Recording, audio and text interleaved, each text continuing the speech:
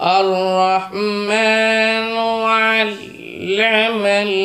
القرآن خلق الإنسان علمه البيان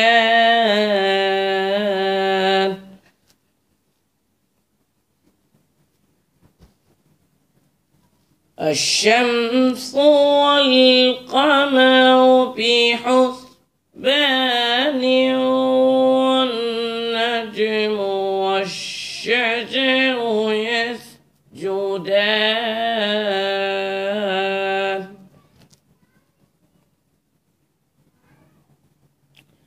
والسماء